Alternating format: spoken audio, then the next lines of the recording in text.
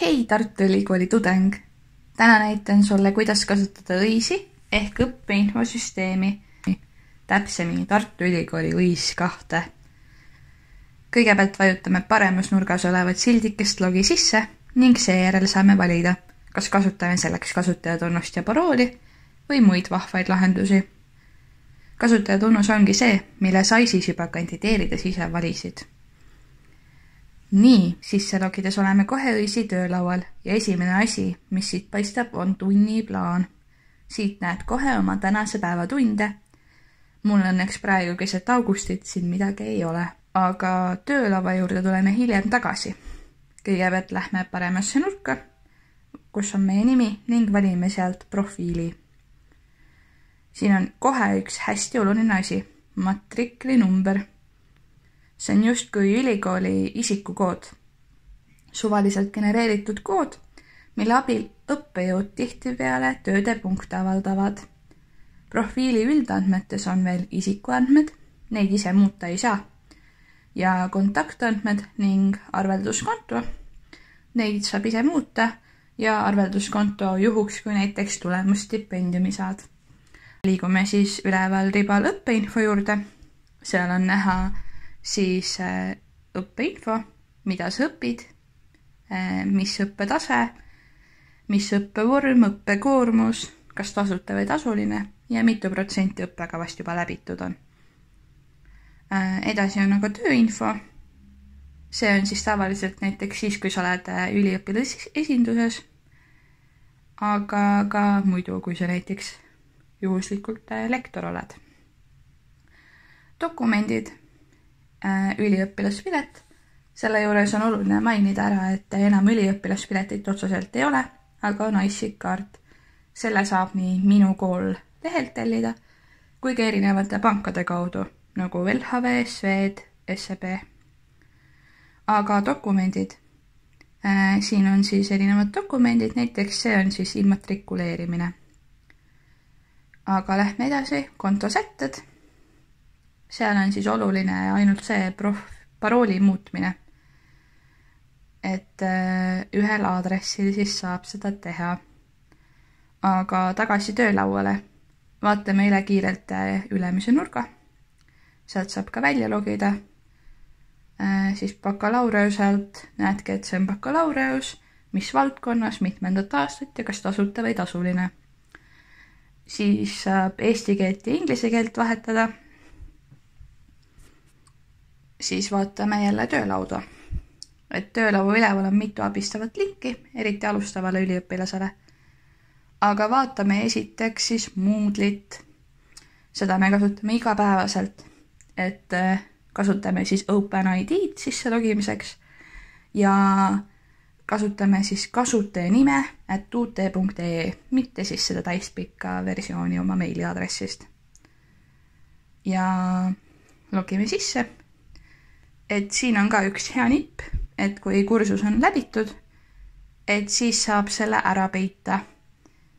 Et siis lihtsalt on vähem asju korraga laual, et tihtipeale kohe ei registreerita maha ka sind, et näiteks kevadsemestril on mõned sügissemestri kursused ka veel sulle avatud. Aga töölaual oleme tagasi ja mis me siit näeme, on kohe siis eksamid ja kontrolltööd. Et nendega on selline lugu, et siin on näha, aga nad ei ole õiges järjekorras. Et kindlasti pead hästi hoolikas olema, kui sealt vaatad oma eksami aegu. Aga see on hea kokkuvõtlik. Aga allpool on siis õppeainete tagasiside. On nii järgmise semestri oma kui ka eelmise oma. Et kui me nüüd selle eelmise lahti teeme, siis siit kerime alla ja kohe näemegi, et 4 tükki oli siis kohustuslik anda. Need siis valib kool ise ja siis saad ülejäänud õppeainetele ka anda vabatahtlikult. Et mina ühele andsin, aga tagasiside näeb välja siis selline. Loed läbi need väited, valid kõik oma vastused ja siis on ka mõned avatud küsimused. Et tagasisidet on hästi oluline anda, sest et tegelikult see on ka sinu tööriist siis, kui sina koolis aineid valid. Ja tagasisidestamine võtab umbes 20 minutit, oleneb siis, kui põhjalikult küsimustele vastata. Aga oleme õisist tagasi ja vasakul pool on järgmiseks teated. Need on kõik siis ka tulevad meili aadressile nii kooli omale kui ka siis sellele, mis sa oma kontaktandmetes üldinfos siis panid, et tavameilile. Ja siit saab ka saata õppejõule, et näiteks tahan lipstokile saata, et panen otsingusse lipstok, leian Mari-Liis Lipstok ja saan talle saata siis mingi teate. Ja sealt saab ka valida, et kas saadan ka e-kirja või mitte. Et see on päris mugav lahendus. Aga edasi lähme tunniplaani juurde. Tunniplaanis siis võtame lahti sügise ja semestri vaade on üks valikutest. Et siin on näha need numbrid 1–11. See viitab siis, et see aine toimub 1. kuni 11. nädalal. Aga näiteks hoopis praktikum, seal on erinevad nädalad. Et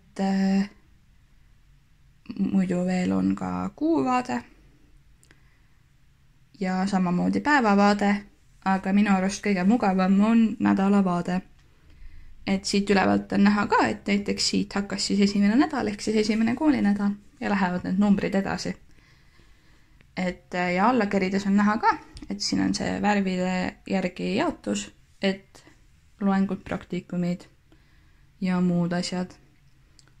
Et kui me võtamegi loengu lahti, me näeme seda kellaaega, ainet, et see on loeng, aadressit ja klassiruumi ja õppejõude, kes seda läbi viivad. Ja seminaride ja praktikumide puhul enamasti on ka rühmanumber. Ja samamoodi õppejõud, klass, aadress. Ja enamasti siis tegelikult kestavad tunnid 90 minutit, ehk siis nad lõppevad 15 minutit varem, kui seal märgitud on. Ehk siis karistusõigus mitte ei lõppe 12.00, vaid 11.45. Aga mis siin veel vahvat on, allakerides leiame siis õppeained. Ja siis üleval on selline hästi lahe asi, nagu iCal viide.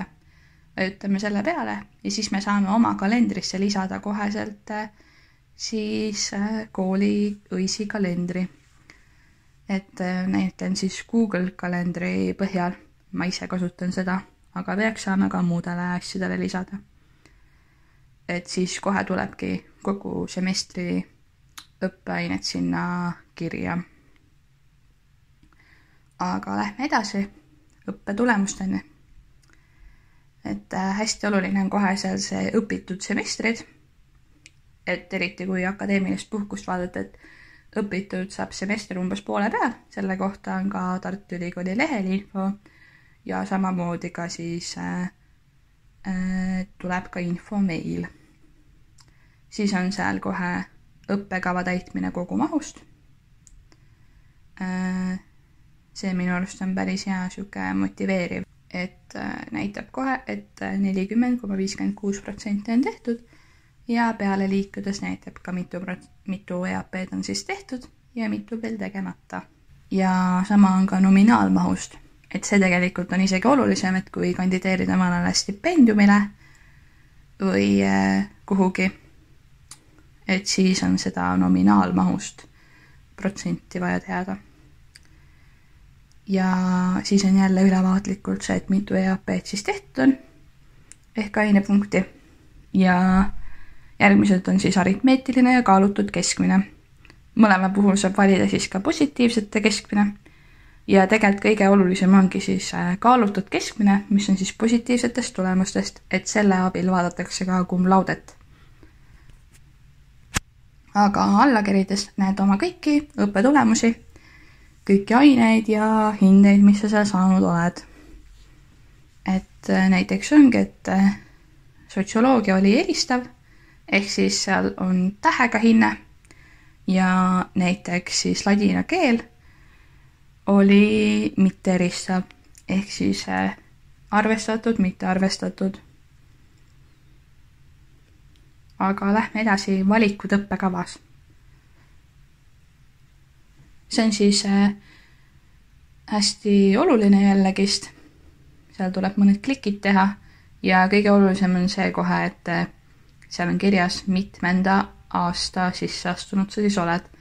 Et kui sa oled kaitseväes käinud, aga kandideerisid enne, siis tegelikult õpid sa eelmise aasta järgi. Aga kohe on see peaeriala valik. Seda tuleb siis teha ka esimesel aastal, et tuleb lihtsalt ära märkida, kas õppetööga Tallinnas või Tartus. Et see on väga lihtne. Sealt edasi on siis vali kõrvaleriala. Ma näitan siin psühholoogia näidet. Küll aga on oluline mainida, et tegelikult õigusteaduses on laiendatud peaeriala, ehk siis kõrvaleriala enam võtta ei saa, et see sinna ei mahu. Ja seal on veel moodulid, teises kõrgkoolis läbitud asjad, et olenevalt siis valikust. Aga kui me nüüd kerime alla, siis me näeme ka, et 180 EAP-d on siis õigusteadus, palju jälle tehtud on. Ja näiteks alusmoodulis ongi, et 24 valikut ja 21 sooritatud, et ainult üks on veel tegemata. Aga kerime alla ja leiame sellise nupu nagu peaeriala suurendamine. Ja siit on näha, et valime kõik need asjad, et suunamoodul, erialamoodul, valikmoodulid. Et valikained on see, mida saab siis nüüd siin jooksvalt muuta, et näiteks tahad ettevõtlust õppida või midagi muud, et saad neid järjest lisada ja sama on võõrkeelega. Aga need suuna- ja erialamoodulid tuleb siis esimese aasta teises pooles kindlasti ära märkida. Ja siis on rahvusvaheline õpikogemus, kui läbid ja magistriastme teise õppekava üliõpilaste asi ei ole meid puudutav absoluutselt. Nii et seda siis vajutama ei pea. Ja siis ongi, et kerime nüüd täitsa alla, et siin on näha, et valikainetes on läbitud 6 EAP-d ja kõik ülejäänud on vabaainete all. Ehk siis, kui sa neid klikke pole ära teinud, siis tegelikult lähevad ka su valikained ja suunamoodulite ained näiteks ka vabaainete alla. Aga see on paari klikiga parandatav, et sellest ei ole hullu, kui nad alguses sinna lähevad. Ja. Aga nüüd lähme tagasi siis registreeringute juurde hoopis, et vaatame, mis seal põnevat on. See tegelikult on hästi hea tööriist, et otsime siit kas koodi või siis aine nime järgi.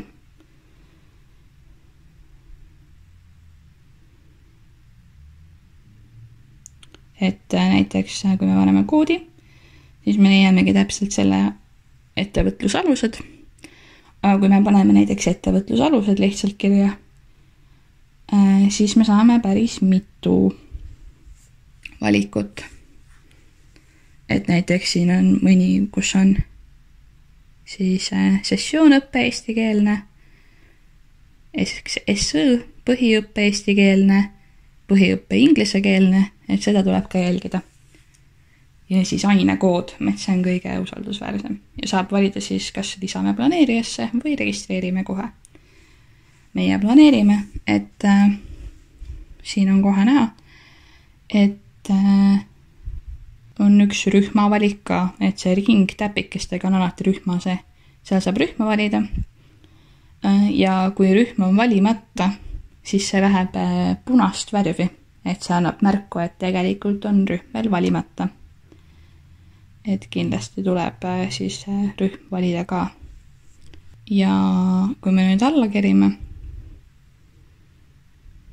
siis on näha ka, et see planeerija siis on selline, et need on siis tavalised ained ja planeerijas ehk siis mitte veel registreeritud ained on katkendliku joonega. Ja praegu on näha ka, et see ettevõtlusalused selle tunniplaaniga, mis ma juba teinud olen, ei sobi üldse. Aga oletame, et me ikkagist registreerime ta ära. Planeeritud ained, et miks see planeerija üldse kasulik on, on see, et aineid saab planeerida varem, kui saab registreerida. Ja kuna kohti on siiski piiratud, välja arvatud kohustuslikele ainetele, siis tuleb olla kiire. Seega planeerija annab selle võimaluse, et sa saad kõik rühmad, kõik ained ära valida ja siis vajutada ühe klikiga, valida, teha kõik aktiivseks ja siis registreeruda õppeainetele. Küll aga on oluline märkida, et kahjuks see alati niimoodi ei tööta, et kuna õisi server vahepeal ei saa selle koormusega hakkama, siis võib juhtuda selline olukord, kus planeerija on tühi. Seega soovitan ikkagist kõik ainekoodid ja rühmad siis igaks juhuks endale kuhugi ka mujale kopeerida, et saaksid siis hästi kiirelt ikkagist registreeritud, kui selline olukord peaks juhtuma. Aga nüüd oletame, et me ikka registreerime selle ainele ja siis nüüd tuleb siis meelde, et me ikka ju ei saa. Et siis seal on näha ka, et 47 päeva on veel aega siis tühistada registreering sellel õppeainel, et igal õppeainel on erinev see aeg. Et siis me saame teha selle aine jällegist aktiivseks ja selle ära tühistada. Asjaõiguse puhul on hea näidata seda, et tegelikult need koodid on hästi olulised, et sama aine nagu on, aga O-tähega on siis Tartus ja tugeva P-tähega on siis Tallinnas. Ehk tuleb siis väga ettevaatlik olla ka sellisel juhul, et õiguses on 2 kohas tunnid. Registreeringute osas mainin ära ka veel seda, et kui juhtub, et kohustuslikul ainel saavad kohad täis enne kui registreerida saad, siis tehakse kohti juurde. Sama aga ei tehta enamasti valik- ja vabaainete puhul. Seega esmalt on mõistlik end registreerida valik- ja vabaainetele ning kohustuslikele ainetele, kus rühma valida saab. Kui õppeainetele on registreeritud, siis saab registreerida ka eksamitele ja kontrolltöödele. Iga õppeaine juures on siis tähtaeg, millal peab ära registreerima ennast. Ehk siis senikaua võid oodata ja valikut ka vahetada. Muidugi ei saa vahetada siis, kui kohad juba täis on. Näiteks otsustan, et teen lepingu õigusta hoopis 21. detsember või siis ikkagi 7. jaanuaril. Mõistlik on siis eksamiaegu võrrelda ja taktikaliselt läheneda olukorrale, et nad oleks siis võimalikult kaugel näiteks või siis just, et oleks esimeses pooles, et saaks varakult tehtud kõik. Ja oluline on ka see, et igale eksamile ja kontrollitööle tuleb registreerida ja samamoodi ka korduseksamite puhul, muidu neid lihtsalt teha ei saa. Lähme edasi siis avalduste juurde, et esimesena on siis seal tulemusstipendium, et seda saab siis sügisel ja kevadel teatud ajavahemikul esitada.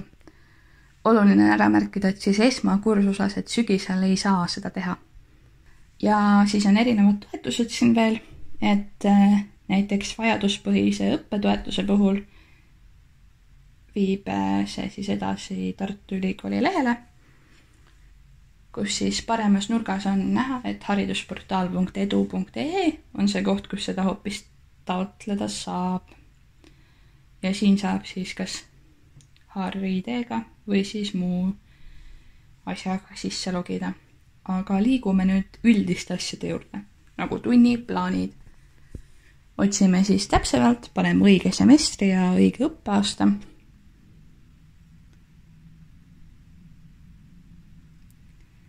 Ning seejärel siis otsime näiteks õigus. Niimoodi peaks juba leidma ülesse küll. Kerime alla ja otsime siis õige ülesse. Et nüüd seal paremal on bakalaureuse päeva õppe 1. aasta Tartu. Teeme selle lahti ja viime end 1. nädalani. Leiame, et siin on tunniplaan. Ja 2. nädalal on palju rohkem juba. Ei ole vaja ehmatada, et seal on nii mõnigi, näiteks on rühmade kaupa, näiteks inglise keel. Samamoodi on ka ladina juriidilise terminoloogia puhul, et need on kõik erinevad rühmad, et kõikidesse minema ei pea ja ei saagi. Siin on samamoodi see loeng, seminar, praktikum, värvikamma ja siis on kõik õppeained kirjas. See on tegelikult hästi kasulik, et siit saab kohe need õppeained lahti teha, et kindlaks teha, et siis millised need kohustuslikud on ja millised on valikulised. Et see on lihtsalt soovitatud tunniplaan. Kui me näiteks võtame siit lahti nüüd akadeemilise enesejuhtimise ja siis tsiviilõiguse üldosaga.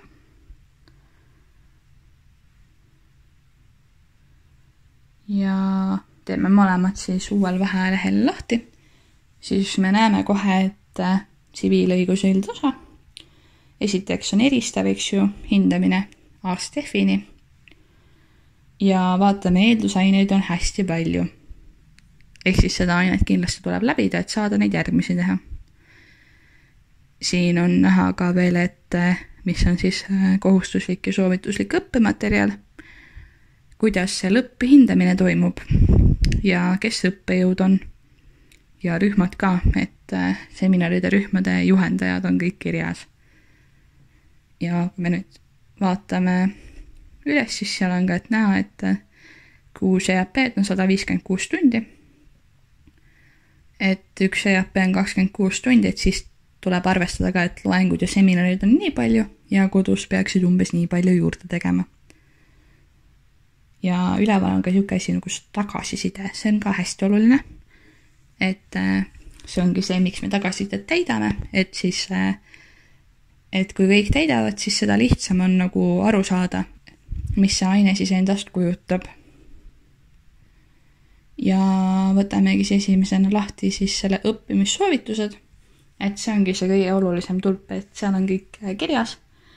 Vahepeal mingid raamatusoovitused, mingid õppejõusoovitused ja üldse, et kuidas siis läheneda on mõistlik sellele õppeainele. Ja kui me võtame nüüd selle akadeemilise enesejuhtimise, nüüd esiteks me näeme, et see on siis mitte eristav, ehk siis arvestatud, mitte arvestatud. Ja kui me vaatame, millele ta eeldusaineks on, siis mitte millelegi. Ja sihtrühma juures on kirjas ka, et valikaine. Ja siin on samamoodi. Nüüd on 3 EAP-d, 78 tundi ja näha, et 2 tundi on seminarid ja ülejäänud on iseseisev töö. Ja kõik on täpselt samamoodi. Nii. Ja nüüd lähme siis tagasi õppekavade juurde, kust saame siis ka vaadata, et kas siis aine on kohustuslik või valikaine. Teeme õigusteaduse lahti ja vaatame, et kindlasti bakalaureuse lahti teeme, valime õige õppeaasta ja kerime alla. Siis leiame sealt Tallinna ja Tartu eraldi, valime siis praegu Tartu ja avame kõik moodulid. Nüüd, kui me alla kerime, siis me näeme ka, et seal on kirjas, kui see on kohustuslik, eks ole. Ja suunamoodul 2 all ongi tsiviilõiguse üldosa. Ehk siis see aine oli kohustuslik. Nüüd, kui me kerime veel alla, siis me leiame valikained, mis ei ole kohustuslikud. Aga sealt tuleb lihtsalt 12 EAP-d valida, siis näeme kohe esimene on akadeemiline enesejuhtimine õigusteaduse üliõpilasele. Ja kontroll F-iga on siis veel lihtsam neid leida, et siis ei pea läbi kerima seda päris. Ja lähme vaatame siis õppeaineid, et siit on näiteks siis, kui otsid endale vaba aineid, siis on mõistlik valida siis õige semester, milleks vaba ainet otsid, õige aasta. Ja siis tulevadki kõik õppeained, mida sellel perioodil õpetatakse. Et need ei pruugi nüüd kõik sobivad olla, et tulebki mõistlik näiteks lugeda, vaadata, millised huvitavad tunduvad. Näiteks vaatame siit, et näiteks huvitav tundub riskiteooria. Vajutame selle peale. Vaatame, et see on esiteks inglisekeelne, mitte eristav. Matemaatika ja statistika instituudis ja on eeldusained, aga need on soovituslikud, ehk siis võiks võtta, aga ei pea. Siis vaatame sihtrühma, on magistriõppekavad, ehk siis võib natuke keeruline olla, aga iseenesest saame sinna registreerida küll ja seda vaba ainena võtta, kui meile näiteks tõenäosusteooria juba väga meeldinud on. Aga lähme edasi akadeemilise kalendri juurde. Võtame siis õige õppeaasta lahti ja siit kohe näeme, et õppetöö siis õppeaasta algus 30. august ja oluline on see esimese semestri üliõpilaste õppeainetele registreerumise tähtaeg, mis on 13. september. Ehk selleks ajaks pead ära registreerima kõik ained. Siis on veel näiteks kevadsemestri registreerimise algus kell 9 õhtul, 15. detsember ja siis on jõuluvaheaeg, talvevaheaeg, suvevaheaeg. Ehk siis 3 vaheaega, mis on ka päris tore. Ja siis on seal küll, kui me alla kerime nüüd, seal on pühad ja lühendatud tööpäevad, eks ju. Et vaatame, millised on kollased ja punased. Et 24. veebruar näiteks kooli ei ole. Teadagi, mille pärast. Ja samamoodi näiteks 15. aprill. Paljud pühad küll muidugi on nädalavahetusel. Et siis see tegelikult ei muuda eriti midagi. Ja see ongi kõik. Ma soovin teile kõigile palju edu õpingutel.